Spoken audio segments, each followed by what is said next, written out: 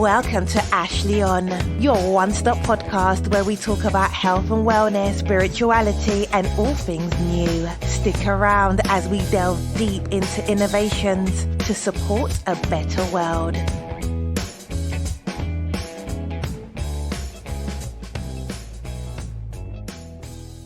Hello and welcome to the show. Today's show is with Dr. Theresa Bullard.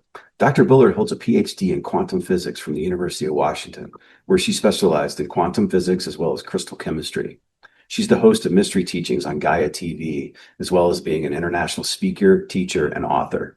Quantum physics is one of the most exciting topics that exists today, and I think you're going to find this show extremely interesting, as Dr. Bullard is very relatable and it does a great job of explaining quantum physics as well as what got her interested in this and heart-mind coherence, energy fields, and we even touch on what igniton is all about. Hope you enjoy the show. Thank you.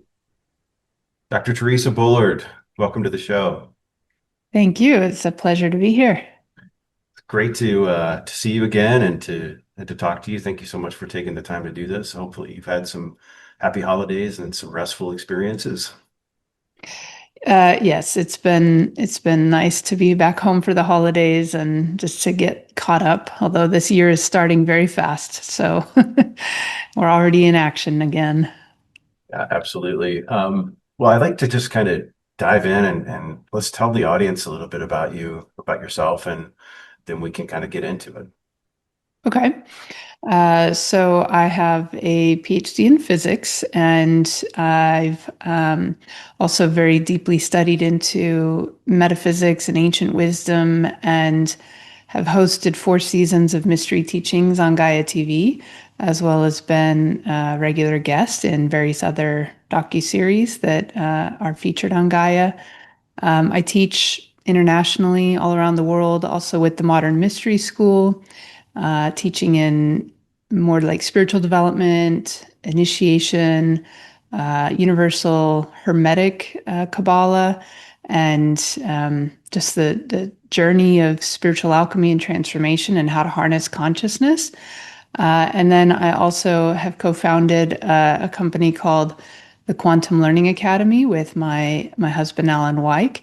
And it's all about, bringing quantum physics into a greater level of clarity as what are the core principles of quantum physics so that we can understand how they apply to us, how they can become their own framework, a framework for orienting our mind and our consciousness around, what's real and what is and who are we and what are we made of, and how do we connect to the greater universe. And these principles are much more well-suited, I would say, to our modern way of life in the 21st century, which is highly complex, it's very fast-paced, it's highly interconnected. And, the old framework that we've operated our lives on, which is based in Newtonian science and Darwinism and, the competition and so forth, like this model has its limits. And we've been living by it since, not just the scientific revolution, but especially in the Industrial Revolution and the Age of Enlightenment. So, a couple hundred years, we've been really living in a more Newtonian way of living and approaching life and society and so forth. And we've built our society off of that. And yet it's kind of reached its limits. And so we need something that's more dynamic, more able to thrive in a more interconnected world. And that's what I feel that the quantum principles really bring us, and the more quantum paradigm. And we're moving into an age of quantum energy, quantum computing, AI. Everything is changing in our world. So we need to adapt our mindset to change with it. So that's what we do at the Quantum Learning Academy. Awesome. So much to unpack there. I'm so excited to talk to you. So again, thank you. So how did you get interested in this? Like, just, what was your background growing up that got you to be interested in becoming a quantum physicist? Well, Well, my background growing up is, I grew up in a very metaphysical, I would say open family. My parents were very open-minded. They actually met through the Edgar Cayce studies, so they were already more mystical in their leaning. And so I grew up with that. I grew up with exposure to the Monroe Institute because my mom was on the professional division of the Monroe Institute. So the whole idea of journeys in consciousness and that consciousness exists beyond the body was, part of my upbringing. I didn't really gravitate towards it at first. To me, it was just sort of the woo-woo stuff that my mom did. But as I got into my teenage years and I was getting into athletics and playing volleyball, I had a couple injuries along the way, and those injuries put me in a position where I needed to heal and physically heal. And it wasn't really happening fast enough for my season, for me to get back into the game. And so I ended up being more willing at that point to listen to what my mom was suggesting with things like the binaural beats and the hemisync tapes and so forth. And they really worked. They sped up my healing process. And then I also used them for visualization so that even when I couldn't physically practice while I was doing my rehab, I could mentally practice. And so I learned from my late teens that this really worked, because when I finally got back in my senior year, I got back into the game and athletics, I was able to jump higher, move faster, score better, everything measurably improved right away, first day back. And so I knew that the power of the mind was really something to work with. And then as I was shifting from high school into university, I was really thinking about, well, what do I want to major in? What do I want to do? I didn't exactly know what I wanted to do for a career, but I figured I would go as far as I had to go with my education to never hit the proverbial glass ceiling as a woman. And then as we were driving around, we were on a road trip one summer before I graduated, looking at different universities. And along the way, we were going through Arizona, and we stopped in Sedona and had a nice time while we were in Sedona, kind of connecting with the land and the energy vortexes, and getting, a tour by someone who had more Native American roots, and experiencing that connection. And then, so had a beautiful time. And then as we were driving out of Sedona, at night, and you look up into the night sky out there, and it's just gorgeous, right? You can see the whole Milky Way stretching across. And I remember as we were driving, I was just looking out the window. My mom was driving, and I was just pondering, like, what's out there? There's so much out there. I want to know what's going on out there.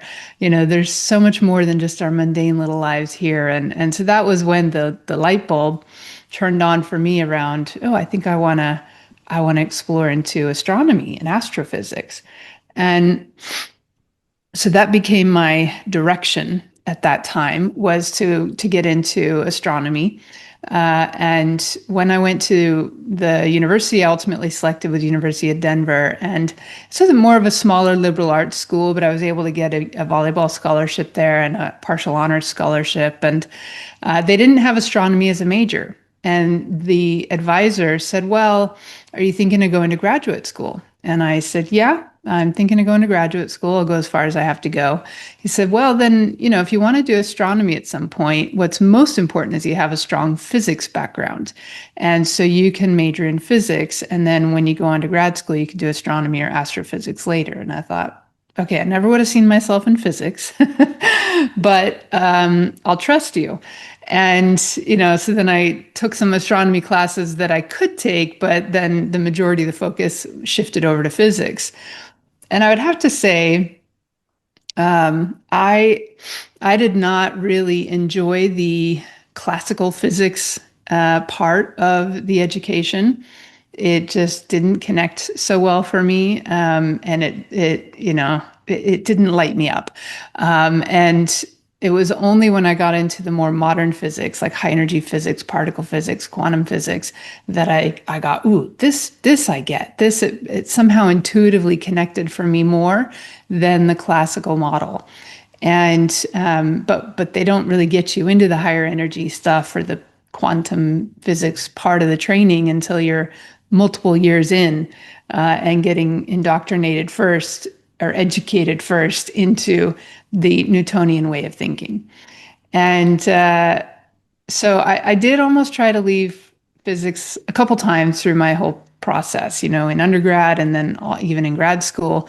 And the universe just kept kind of drawing me back into it and synchronistically pointing the way, like, stay with this, stay with this. So I went to grad school and got into quantum physics, and neutrino physics in particular was my first 4 years of grad school. I was doing research into neutrinos with the Subbrain Neutrino Observatory, because it was this intersection between astrophysics, particle physics, and nuclear physics. I didn't really care for the nuclear physics side of it, but the astrophysics and the particle physics was really interesting to me. And but what I would say is that ultimately, like, the big shifting point in my life was in those first couple years of grad school. I went from a life of diversity and balance and variety to 80 hours of left brain physics per week. And after that first year, it was like I was really out of balance after that first year of grad school, between the classes, the research, the testing, the homework, like 80 hours a week. There was no room for anything else. And so it left me in a state of not only feeling out of balance, but like that then left me like I was dissatisfied. I wasn't sure why I was really doing it. I still didn't know what I wanted to do.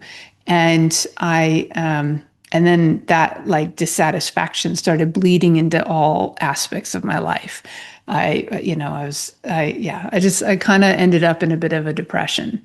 And so I knew, okay, I had balance before, I had meaning, I had purpose. Now it's gone.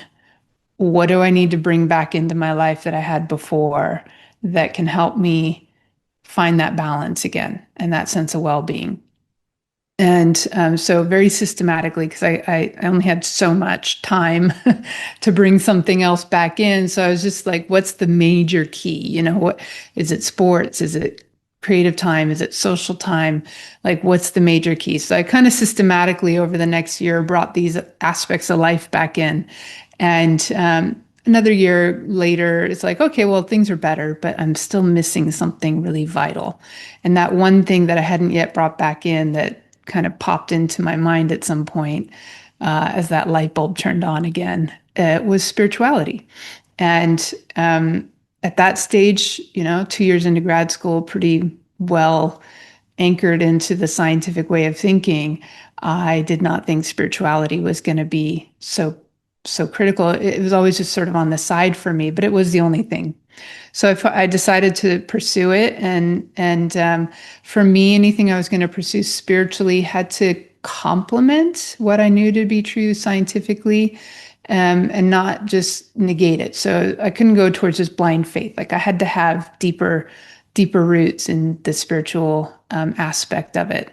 And so I started, exploring the intersections of science and consciousness, Tao of physics, like Eastern philosophy meets quantum physics. And it really lit me up. I got very excited, and it reminded me actually of why I went into physics in the first place, that desire to understand how the universe works and our place within it. And then what the next step was that so it was all very theoretical at that time, philosophical in the Eastern philosophy meets quantum physics. Like, it showed potential, but it was all kind of in the ethers and very abstract. And I wanted a way to ground it. I wanted it to be more practical. So that's what led me then into discovering things through ancient wisdom teachings of, like, the Western mystery school tradition that I think was more applied, more practical, alchemy, Hermetics, Kabbalah, like, they all worked really well with a Western kind of framework and mindset to understand the intricacies of how things work, rather than trying to go around the mind and just being in Were you quiet learning mind. about that in school as well? Was that part of your schooling, or were you No, seeking I that out wish. outside? I Yeah. wish. No, I had to really pursue it outside of school. And in fact, it was, in university and in physics education in particular, everything rides upon your credibility. And so there's always this sort of looming like, ooh, you don't want to lose your credibility. Don't go into those soft pseudo subjects, Right. or you're going to lose your credibility. And so I was very afraid while I was in graduate school that if I was, transparent about my interest in spirituality and consciousness, that I would lose my credibility and potentially not even be able to finish the PhD. Like, I think some of that was just fear. It wasn't necessarily real. It was just the programming. But so I was pursuing the spiritual side, like completely separate from and outside of the university. However, there was a point where I realized that I was living these two separate lives and I needed to start being, I needed to integrate them. I couldn't, it was just like my passion and my heart was leading me more and more towards the consciousness and the understanding the quantum physics, but how it relates to consciousness. But then my research was more practical. It was more like basic science and trying to understand fundamental principles in the lab. And midstream, about 4 years into grad school, I decided to switch research. And I actually left school for a while and then ended up going back. And when I went back, I thought, well, can I do any research in biophysics or, where we can maybe look at the neurological correspondences to quantum phenomenon. And I actually asked one of the professors, and I put the idea forward to one of the physics, he was the dean of the department at the time. And his response to me was, please do not embarrass this physics department with such pseudoscience. So Oh, that wow. was that was a brick wall that I hit. And so I ultimately went into crystal material science and crystal chemistry and looking at crystals in relationship to the origin of life and nano-science. And so, yeah, it was a very Isn't it eclectic. interesting? Isn't science about finding out truth, right? So really pseudoscience is what he's talking about, right? When you want to deny the search for truth, that's the pseudoscience, is it not? Well, I would say it's about rigor, and they want to protect the reputation of their research and their university and their careers and so forth. So pseudo, what I have come to learn is that every time they put the word pseudo in front of anything, whether it's pseudoscience or pseudoarchaeology or pseudomedicine, all of that, they're just being dismissive. And they are trying to discredit it so that they don't have to look at it, basically. It doesn't mean that there's not real valid research and scientific evidence to point to the reality of it, but it's just so outside of the current scientific dogma and paradigm that they just dismiss it offhand without really giving it a chance. Now, this was, for me in grad school, I mean, I finished grad school in 2008. So that was probably in 2004 when that was. And it was just beginning to be at the time when biophysics was starting to emerge. But even that was like looked down upon. Like there was definitely a spiritual elite, or not a spiritual, an intellectual elitism that would happen, within the physics department. And they did great research there, but they just needed to open their minds up and become more integrative, or allow for more integrative research, cross-disciplinary research. So I was just a little bit too ahead of my time with wanting to do that. And I think by now things have opened up more, and that there is a lot more research being done in cross-disciplinary and more integrative kind of approaches. I think that's really the newer frontier is when they are starting to bridge these scientific disciplines Because I learned, to my surprise, coming from physics, and then as I went over into the chemistry lab to do my dissertation work, ultimately, they were like completely different mindsets.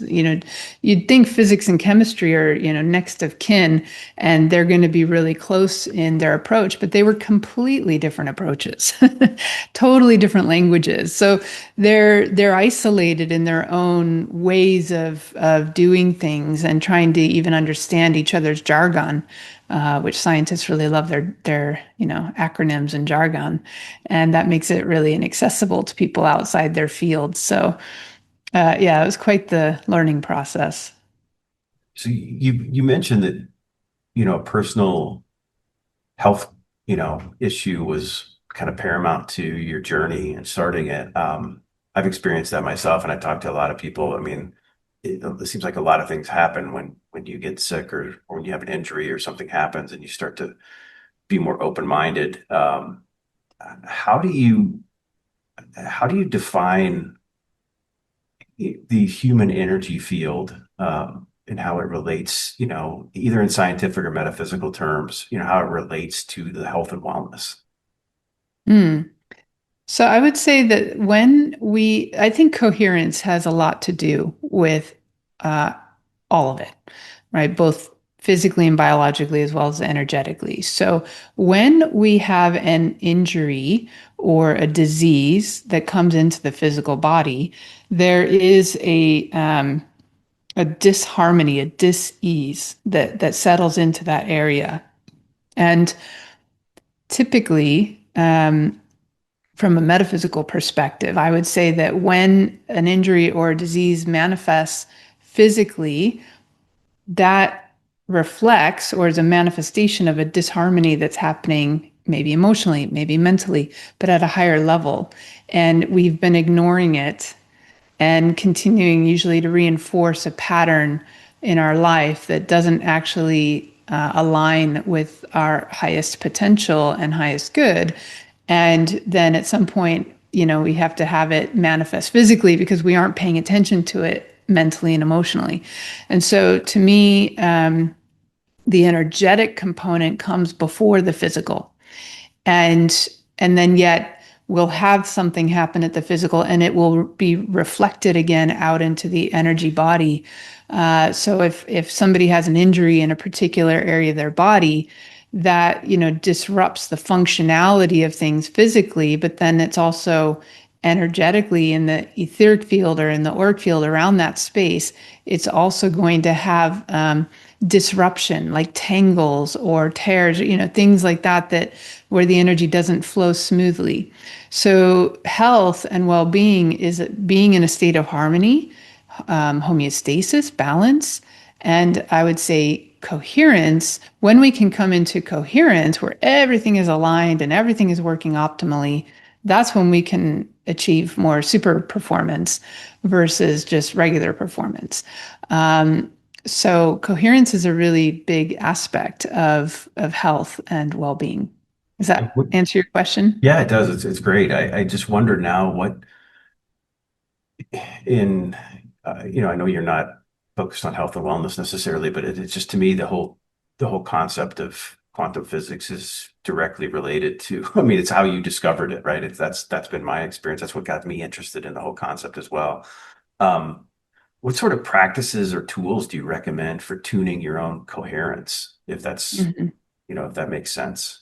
Yeah, I think it starts with breathing, right? Just breath work. Most people these days we're breathing very shallow, and it takes real focus and concentration and effort to pull the breath deeper into the body.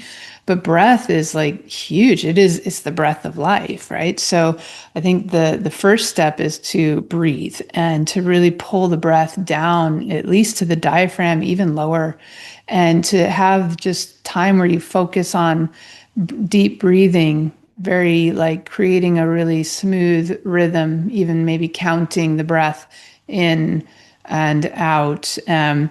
There's lots of different breathing techniques. I don't think you need to get too fancy with the breathing techniques. I think it's just more about focusing on the breath. So a simple one would be like, I tend to breathe in through the nose, pull it down to like the sacral area, maybe hold the breath for, a few seconds, and then do a long exhale out through the mouth.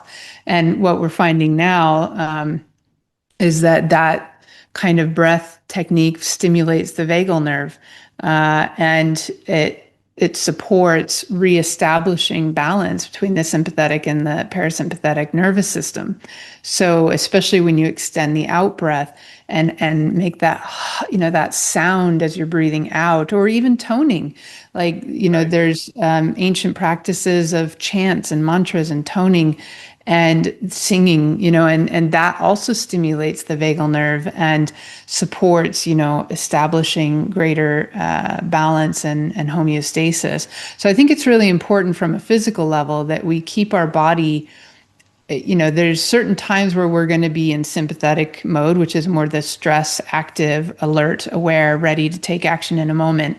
But then we need to also have something that balances us or sets us back into the parasympathetic mode, which is rest, relax, digest. You can, allow the body to do its natural process of healing.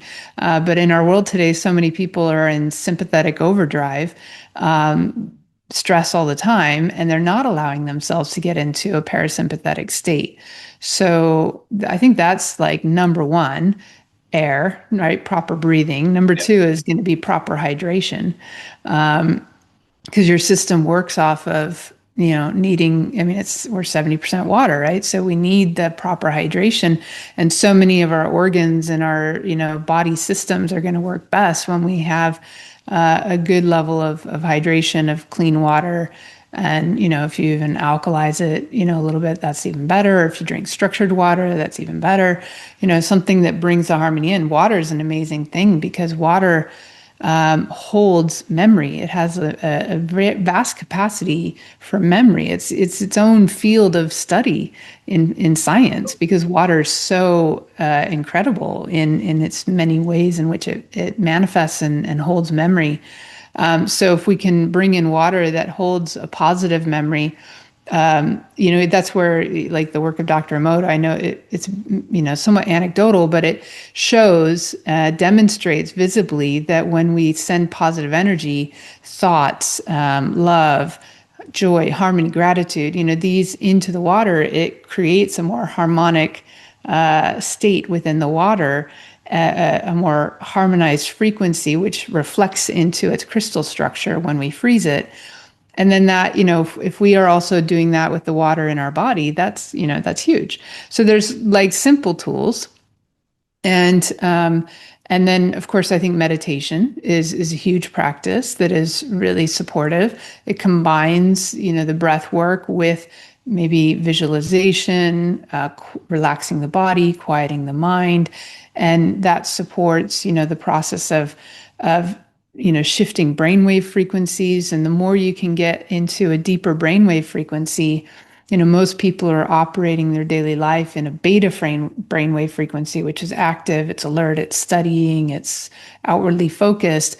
If we just when you start with meditation, even just coming into a light state of meditation, which we call an alpha brainwave state, where the brainwaves start to go towards deeper, slower levels. So things like yoga, tai chi, even taking a hot bath or shower, light reading, and just kind of daydreaming, like, these are all going to put you into an alpha brainwave state. And that's where we can start to access greater flow with the energy and start tuning in more to the subtle frequencies that come from consciousness and spirit and subtle energy fields around us. And then when we go deeper in meditation and you are able to start accessing a theta state, which is a theta, when we go through theta in our brain, which is even slower, it puts us into a natural healing state. It's called the trophotropic healing state. And theta is where you kind of get your mind is quiet, but you might have a lot of images. You might see colors. You might see, just imagery, like dreamlike imagery coming through. And that's a really powerful state to be in. And the more you can hold that state, Because as your brain goes into the theta and then even deeper into delta, that's when it signals your body to step into a repair state and a healing state. So the goal of meditation is to prolong your time in theta and maybe even access delta while remaining awake. And Right. observant, right? Aware of what's going, what you're receiving. And it also opens up your consciousness to receive guidance and insight and have things, rise up from the deeper levels of consciousness into your awareness. And that's where so many, if we want to talk about quantum physicists, like a lot of them have their big aha moments, not when they're trying to work it out on paper in a beta state, but when they're playing music or they're in a dream or, they're in a totally different state of consciousness. They're out for a walk by the river. These are when they have their epiphanies and their aha moments. So that's usually when they're accessing at least an alpha state, if not a theta or even deeper state. Yeah, that resonates very strongly with me. What would your thoughts be in terms of how does coherence influence consciousness? How do those two interact? Or am I misunderstanding even how to ask the question? No, I think that it's really important. So we can talk about coherence at multiple levels. There's, for example, brain, right? I was just mentioning the brain waves. In most people's brainwave scans, like on an EEG, for example, it's kind of all over the place. It's a bit chaotic. What we saw with some of the research that was done by the Monroe Institute and, the binaural beat kind of technologies as those started coming in is that we could use sound, music, and binaural beat brainwave frequencies to help entrain the brain. And when you entrain, it's like you're making the brain kind of come into particular frequency patterns through the ears and the effect that that sound can have. And what they showed was that the through brainwave entrainment, for example, or even just listening to things like classical music without lyrics or meditation music without lyrics.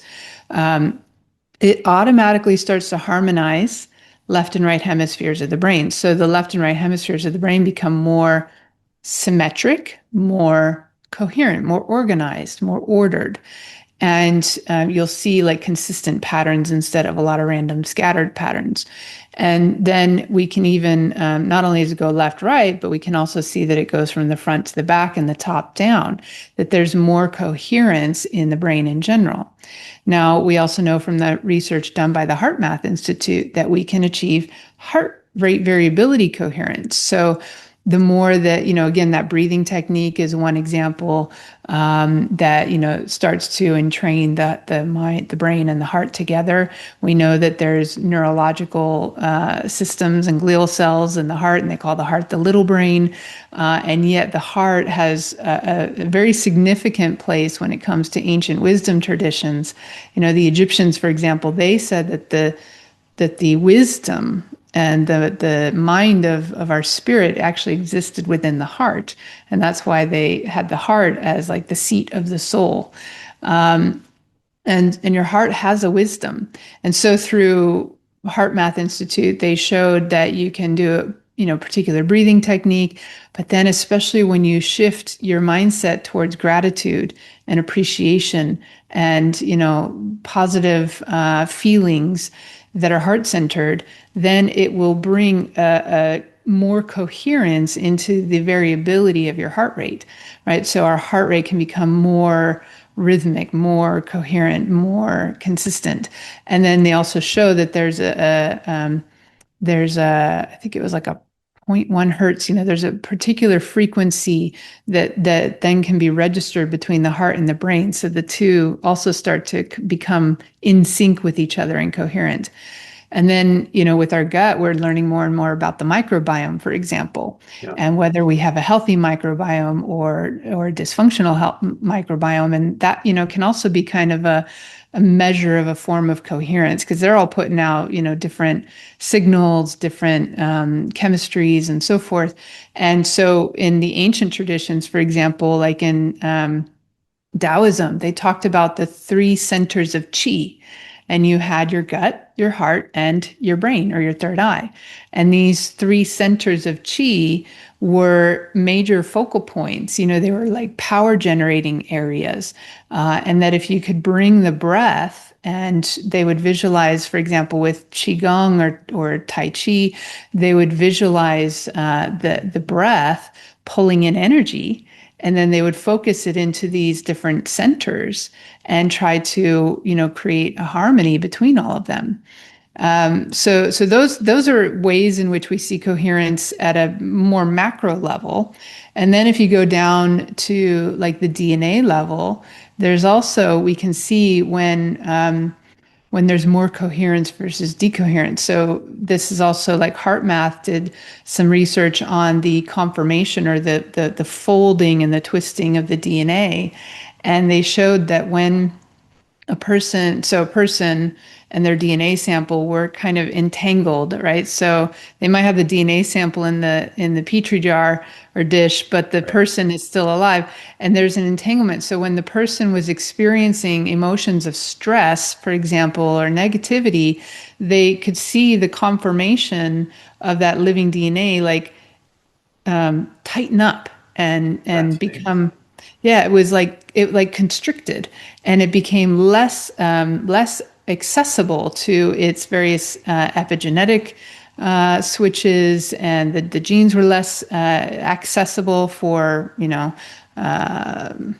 transcription, for example. But when the person experienced more positive emotions like joy and love and gratitude, their DNA would relax. And it would become more accessible, more expressed, right? So there's this tension versus relaxation happens not just within our physiology and our nervous system, it also happens all the way down to the cells and all the way down to the DNA level. So the more coherent we are, the more possibility and potentiality there is for the expression of our genetic potential, of our resources at from the micro to the macro level. And I believe that there's also a coherence even down to the quantum level. So as we, for example, when you research quantum physics, coherence shows up again and again and again. For example, in order to excite an atom for the electrons, if we look at the old model of the particle version of electrons going around the nucleus of the atom, even though we know it's more like a cloud of energy and possibility, let's just, for the ease of explaining this, we'll go kind of to the old model. An electron, for it to make a quantum leap to a higher orbital state, for it to jump up to that higher orbital state, it requires energy coming into the system. But the energy that comes into the system has to be exact. It has to be a very particular frequency of light. For example, like if a photon comes in, it has to be a very particular frequency of light that is just the right amount of energy to excite that electron up to those higher orbitals, and there's only certain allowed states. So there's the part of quantum is that it's discrete. There's certain allowed states and there's certain disallowed states. So it's not like just a continuous thing. It's discrete. That's what quanta means. To quantize is to be discrete. And so energy of coherent nature is what comes in and excites things at that quantum level. When something goes into a more quantum superposition state, they say it's coherent, it's in its quantum coherence state, and that's when the superpositions of many possibilities are available. But when it decoheres, or it comes out of that coherent state, is when the waveform collapses into a particle type state through interaction with the environment or through observation. There's multiple ways. And so coherence, plays a role from the quantum levels all the way up to the macro level. And even if we went out into galactic, structures and cosmic structures, I'm sure we would find the coherence there again. I mean, even just the fact that you have regular orbits of the planets, orbiting their star. I mean, it shows order, and order is a form of coherence. And from a metaphysical level, we can talk about coherence through, for example, sacred geometry and harmony, and all of these principles of harmony that and symmetry and things that lead towards the advancement of life, the higher organizing structures of life, versus entropy, which is the, tending towards disorder. Fascinating. I could talk to you all day. This is one thing I wanted to kind of shift gears into, is your perspective on if particles, or even quasi-particles, like ignitons, something I'm involved in, which is a supplement company that's focused mostly on memory and cognition and longevity. But I've been taking the product now for about 6 months, and one of the things I noticed over the holidays, it was a profound experience. I was with some family, and after 2 or 3 days with family, sometimes things can go awry, right? And arguments can ensue. It's interesting how that happens. So I come into the room and I start talking to a couple of members of my family, and there was another person there who didn't like what I was saying, even though I wasn't necessarily speaking to her. And she said something really nasty to me. And I have to say that in the past, I would have probably turned and snapped and responded into anger and had that, 4 or 5 seconds of ego gratification for, I'm putting her in her place, right? And but it was like time stood still, and and I was able to. It's almost like the Matrix. I was outside of myself, and it was almost like my soul was saying, like, okay, here's your chance. How do you want to respond to this? And I was able in real time, without even, it didn't appear like I was pausing or anything to everybody else in the room. But for me, it was like this went on for a couple of minutes almost, even though it was happening in nanoseconds. And instead of responding and reacting in anger, I just kind of smiled and turned away and went back to the people that I was talking to. And in doing that, I influenced my reality. I changed the reality of everybody in that room, because now all of a sudden my wife wasn't going to be angry at me for responding.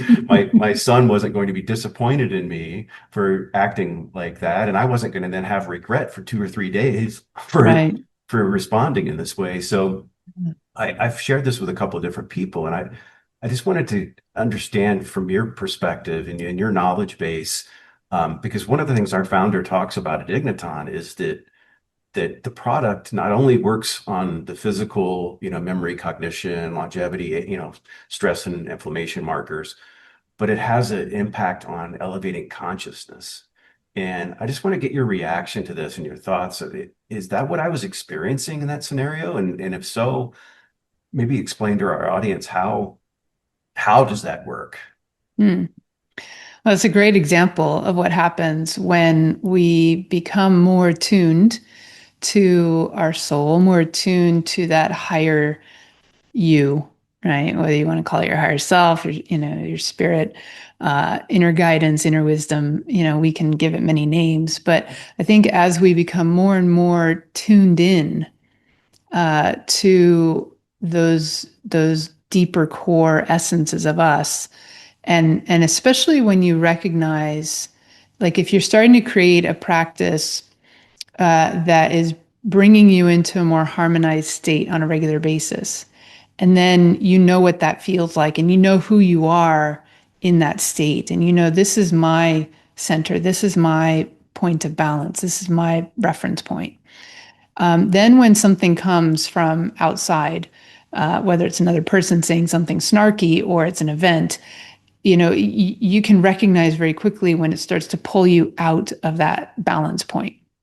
And then in that recognition, it gives you greater self-awareness of, do I want to go there? Or do I want to stay in my center? And so I think you have that choice point. You made the choice to, I'm going I'm going to honor my, higher vibe here, my resonant point, versus fall into this ego, response. And so I've experienced that happening, not through supplements, but through my path, for example. But it's a process that as we work on ourselves, as we become more aware of ourselves, as we set our aim, our intentions, our actions, our choices in life towards self-improvement, then we're setting a new bar for where we want our baseline to be, our foundation. And so I think with the supplements, I've read some of the research that has been done on the igniton supplements, and clearly there is a difference between the results that come when people are just taking the supplement without the igniton charge. And yes, they get benefit over and above a placebo, right? So we know that there's an effect that supplementing with amino acids, for example, is going to have upon memory and cognition and so forth. But there was also in the studies that were done, there was definitely a really significant difference between when people were taking placebo versus the amino acid supplement versus the amino acid supplement charged by the ignitons. And it was like significant. I think that there should be more studies done to broaden the number of people that have been, tested and so forth with this. But it was like remarkable. And so then I also saw, some of the research that he did with using the Biowell and some of the GDV and the energy imaging, right? And, if we look at the biophoton counts coming off of a drop of water that's been charged with the ignitons, for example, the drop of water had definitely more coherence once it had been charged. So there was something where this plasmic infusion of the igniton energy was bringing a greater structuring, a greater order, a greater coherence to the water, which was then measured and visually demonstrated through the biophoton kind of pattern compared to how that water was without the charge. And then also with, I think he did some, it's anecdotal because it's not like huge numbers yet that have been studied, but when, taking the images of the self using the Biowell and looking at the biophoton counts of oneself before starting the ignitons, 30 days after, 60 days after, and a significant shift in the amount of biophotons coming off the body was also measured with greater coherence, greater power. So it indicates that there's an enhancement happening through this energetic infusion somehow into the supplements and other products that were created. And so this energetic enhancement, I think that when you have more light, more availability to you to have greater functionality of your neurology, of your biosystem, everything's working at a better level. And then you also have this intention towards self-improvement. And I would say, there's also, so there's an enhancement for sure, right? There's an amplification that's happening through the infusion of the ignitons into the supplements. So it's definitely different from just supplements and the typical biohacking that we see. This is taking it to a whole nother level because it's working with energy, it's working with the quantum phenomena, and it's capturing that into the supplements. So I will say though that from experience, just even in walking a spiritual path, not talking about necessarily just supplements here, but anytime we start amplifying energy, it amplifies everything, right? So on one hand, the supplements are going to help bring order and coherence, hopefully, into your structure, but there's still your own psychology. And the supplements aren't necessarily going to clean up all your psychology for you. They're going to amplify, right? And then you have to make choices. So even if we take the supplements and then they enhance the energy available to us. And, they bring a possibility for speeding things up, let's say, in accessing, a more coherent state. We still have to do our work to clean things up at a deeper level, to have a practice of some form, to have the intention of shifting from negative thinking to positive thinking, to do some kind of meditation practice, and so forth. But this can help amplify and enhance the effects, so that it maybe speeds up. How long does it take for somebody to get to a place where they can hold a coherent state while in meditation, and without having to have 22 years worth of meditative practice? Well, it's interesting because that's exactly I was talking to my son then after this all happened and explaining to him how I thought that igniton played a role in my example, and that's how I explained it. I've been working on this for years. Meditating, breath work, energy work, trying to become a better person every day, right? And to let go of some of the anger from the past and all of that stuff. And it really, that's how I explained it, is I feel like igniton really amplified it. Like took me up like 2 or 3 levels, just because the experience was so profound in terms of how I was aware of my ability to respond, and outside of time. It was just remarkable. Anyway, tapped you into a quantum moment, it sounds like. It really did. Sort of stood still. That's very cool. It really did. Yeah.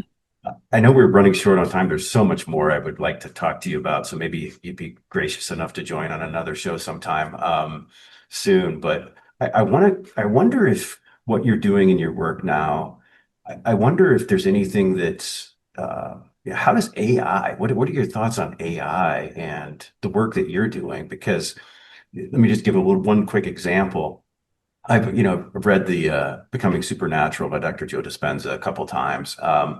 And there's an example in that book, and this was even before AI, but I don't know if you recall, there's an example in there where they had a robot, and they had a robot programmed within a perimeter, and it was a random number generator. Like it was supposed to walk randomly around within this perimeter. And they measured it, and it was walking completely random around in the perimeter. And then they took these baby chicks that were hatched, and chicks are known to imprint upon whatever their first encounter is, it being their mother. And so they put these baby chicks in with the robot, and then they took the chicks out of the perimeter and put them in a cage on one side of this perimeter. And the robot changed its behavior and started walking only near the baby chicks, which means to me that there was a quantum imprint somehow on that machine that changed its behavior and its programming. And it has to be love, right? I mean, it's the love frequency. And that machine then felt the love such that it changed its walking and wanted to be closer to the chicks. So well, I think it was more the chicks that wanted to be closer to the robot. The consciousness would have been coming from the chicks in that, and it was the desire for bonding and the love and the desire for closeness. And so the consciousness of the chicks changed and brought more coherence, from shifting it from random number generation to more coherent. And it changed the walk of the robots in that particular study. But yeah, it's really pretty profound. Fascinating, right? I mean, I give this example to everybody, but I think my wife's tired of hearing about it. She's like, "Shut up with the chick example," right? It's like, doesn't that give us hope with regards to AI and how AI might respond? Because it's the same. If we were to show love and coherence toward AI, wouldn't we expect, based on that one experiment, right? It's only one, but would we not draw that conclusion? Well, maybe the random number generator is based on quantum phenomena.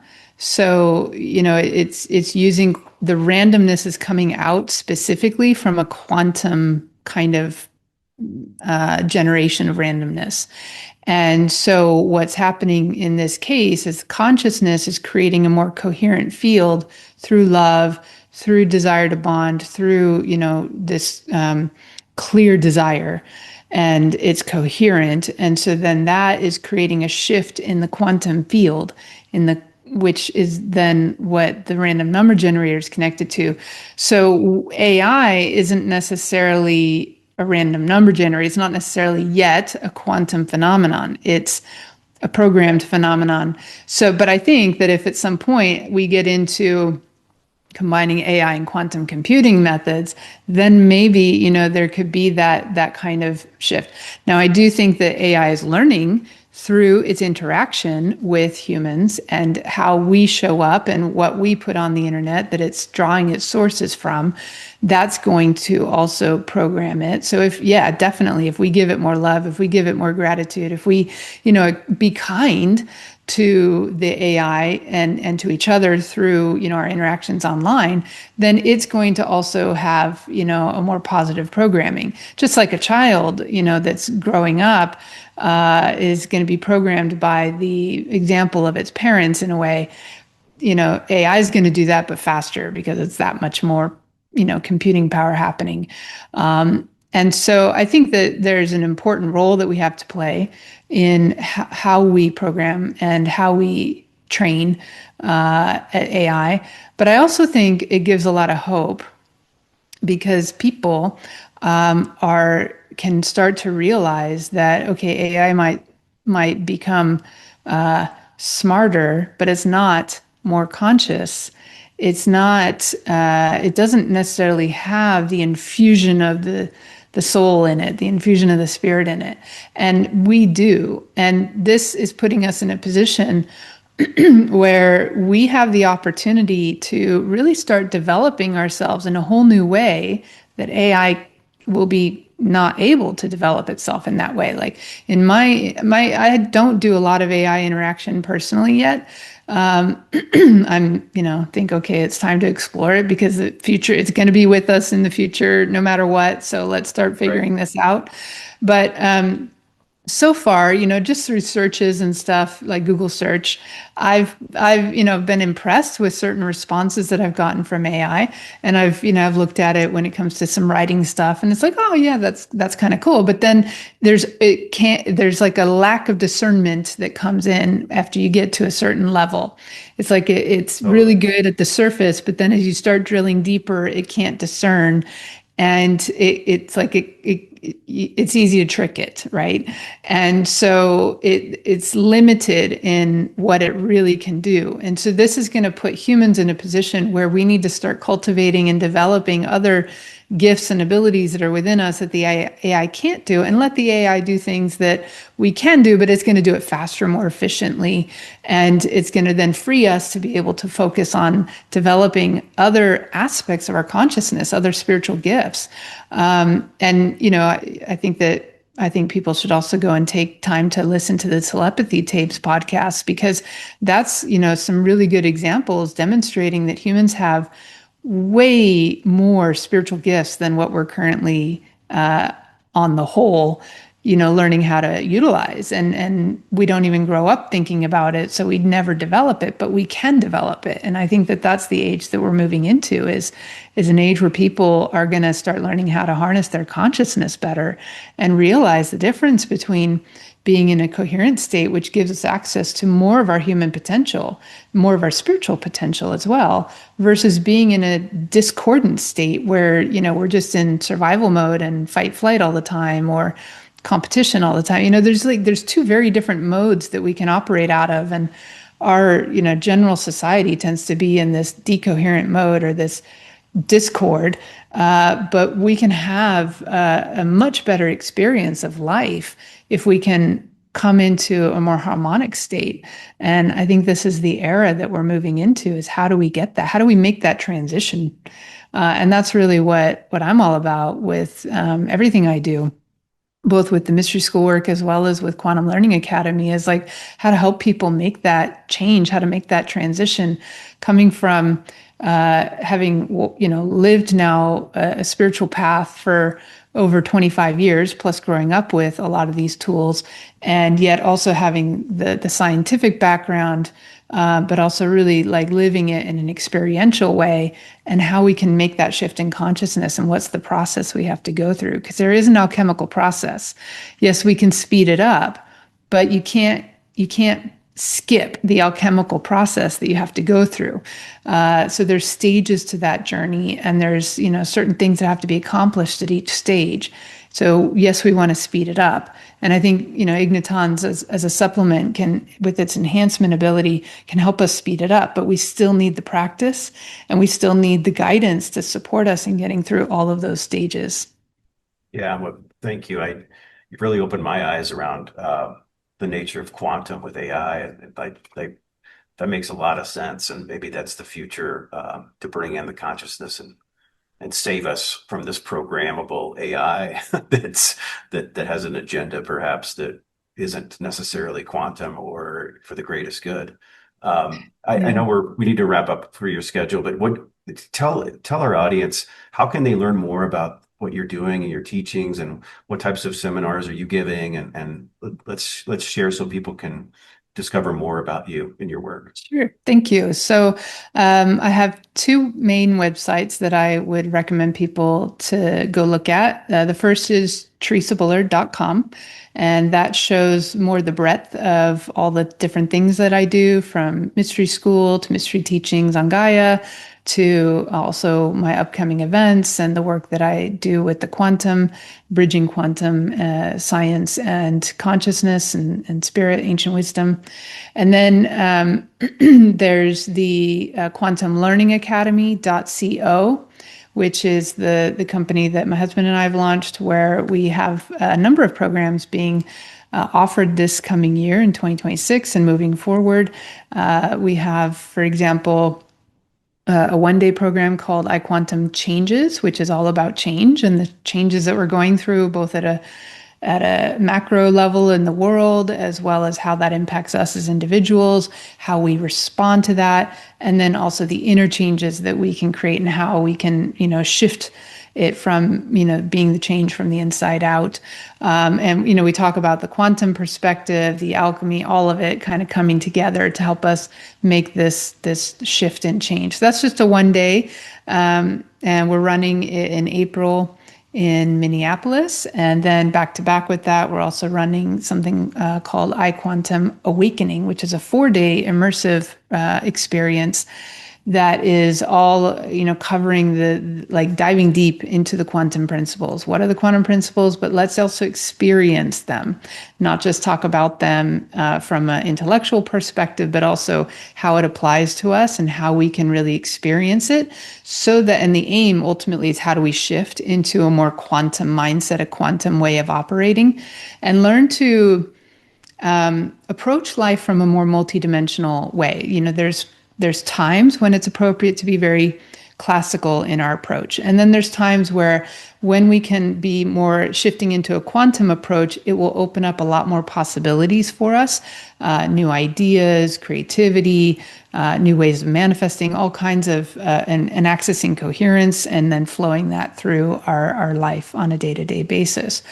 And there is, we work with certain meditation techniques that are, I think, next level. Like, they're very multidimensional kind of meditation, sort of a quantum hypno-meditative experience.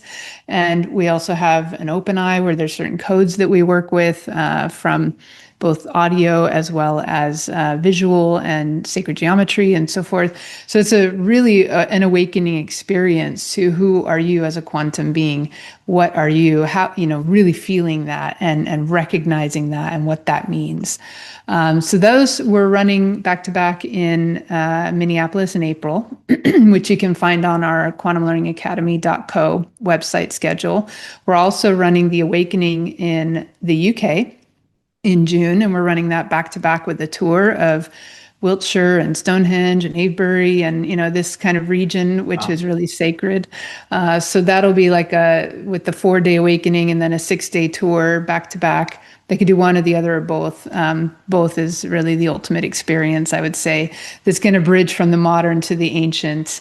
And we'll go kind of from forward in time to backward in time, to really connecting with how these same principles that we're rediscovering today are embedded within many of the ancient teachings of the past. And then also I have initiation programs. So there's something called Empowerment Week that I will be offering in September in the UK, and possibly, I'm not yet sure of my December schedule, but we'll be in the US in December. Maybe usually I run something in California, so I'm not sure what we're going to run yet. But they can find that all at quantumlearningacademy.co and theresabullard.com. And if they sign up for my newsletter at theresabullard.com, then that'll give them a lot of value, a lot of content for free, as well as then keep them posted on what the offerings are and when it's available and so forth. So we've got a number of things coming out. We're creating a whole lot right now. We've got new meditation albums being created as well. Our meditation albums will be available. I have some that are older that are on my theresabullard.com website, but then I also have some of the newer ones that are coming out on the quantumlearningacademy.co. And yeah, so lots of things to explore there. You're a busy lady. Yes. Dr. Theresa, thank you so much for taking the time. It's been such a pleasure to talk to you. Please hang on for a second. I want to talk to you off camera for a second, but thank you so much for joining us. It's been great. I do hope you come back some other time. I've got a whole list of other questions I'd like to go through with you. Yeah, I'm happy to come back some other time. And also for those who are Gaia fans and they want to come to the Gaia-sphere event in August, I'll be there as well at the Ancient Civilizations Conference at the Gaia-sphere. Awesome. Dr. Theresa Bullard, thank you. Thank you. Thanks for listening to Ashley On. Nothing but the truth for a better you and me.